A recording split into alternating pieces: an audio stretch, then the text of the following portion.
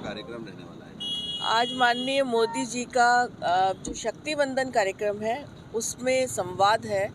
उसके लिए संगठन की तरफ से मुझे टोंक जाने का आदेश हुआ, तो उसके तहत मैं आ रही हूँ। कमरावास जो पंचायत अपने राजस्थान की 12,000 पंचायतों में और जो नगर निकाय हैं वहाँ सब जगह LED लगाकर ये कार्यक्रम आम जन के साथ कार्यकर्ताओं को सुनने का कार्यक्रम है। उसी के अंतर्गत आ रहे हैं, क्योंकि पहली बार मोदी सरकार के आने के बाद आधी आबादी को जो एक तरह से कहा जाए कि डिसीजन मेकिंग में जो उनको भागीदारी मिलने का काम हुआ है, उनको उनके बारे में सोचने का काम। आज इंदिरा आवास हो तो वो 70% महिलाओं के नाम है, मुद्रा योजना के लोन 68% है, आत्मनिर्भर भारत को गति देने का काम नारी शक्ति कर रही है, और उस आधी आबादी को सशक्त करने का काम और वास्तव में आगे बढ़ाने का काम मोदी सरकार ने किया है।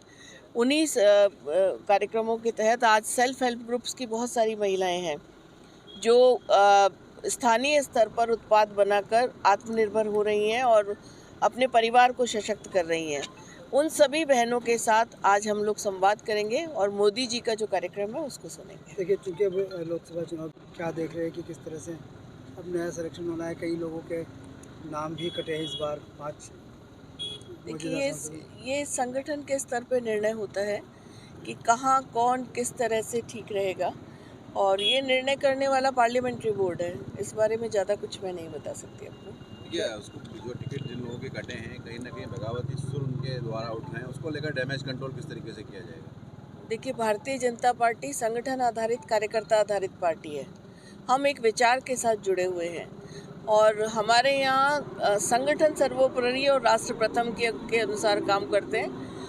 हो सकता है शुरू में थोड़ा बहुत एक बार बुरा लगे, लेकिन हम एक मुखी होकर फिर चुनाव में जाते हैं और मोदी जी को, राष्ट्र को मजबूत करने के लिए, और हमारा प्रत्याशी हमेशा कमल का फूल होता है। जो नेता बीजेपी छोड़कर लोकसभा सीट से भी आपका नाम चर्चाओं में है लगातार पिछले कई दिनों से कि यहाँ पर MP का चुनाव आप लड़ सकती हैं, क्या जिम्मेदारी के लिए तैयार है अगर पार्टी देती है तो? देखिए, मैं पार्टी की राष्ट्रीय पदाधिकारी हूँ और उससे पहले एक साधारण कार्यकर्ता हूँ। तो पार्टी जहाँ जिस भूमिका में जो हमें हमारे लिए तय करती है, उसके लिए पार्टी का हर कार्यकर्ता सदैव तैयार रहता है। देखिए, चूँकि कई लोग जैसे मालवीय जी बीजेपी से, कांग्रेस से बीजेपी में आए, तो वही बीजेपी के भी लोग कांग्रेस में जा रहे हैं। नहीं, कोई नहीं जा रहा। राहुल कुशवाहा जी से लगातार लोग संपर्क में हैं, कांग्रेस की चर्चा है। देखिए, संपर्क होना एक अलग बात है, आ रहे हैं ये सही है, कोई वहाँ जा रहा है ये मैंने सुना नहीं है।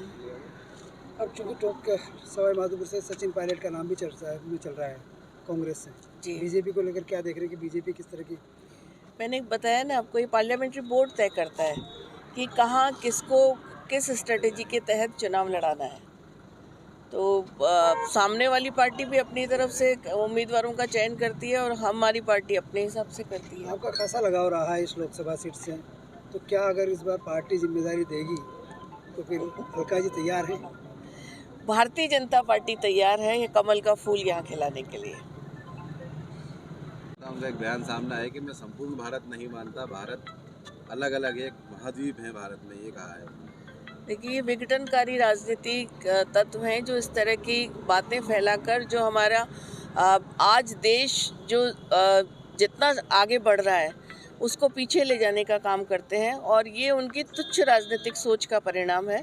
भारत एक है, भारत सशक्त है, भारत आगे बढ़ रहा है, और ये आज के युग का, मोदी युग का भारत है, जो किसी से डरने वाला नहीं है, ना पीछे रहने वाला है।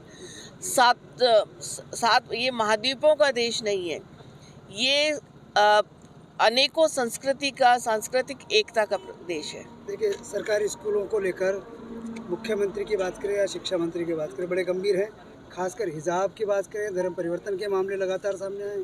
ऐसे में देखिए, जैसे देश बदला है वैसे राजस्थान भी बदलेगा। विघटनकारी ताकतें, जो विभेद की राजनीति करने वाले लोग हैं, जो धर्म विशेष की राजनीति, धर्म को, समाज को विभिन्न धर्मों में बांटकर अपनी राजनीतिक रोटियां सेकने का काम करते थे, उनका समय अब समाप्त हो गया है।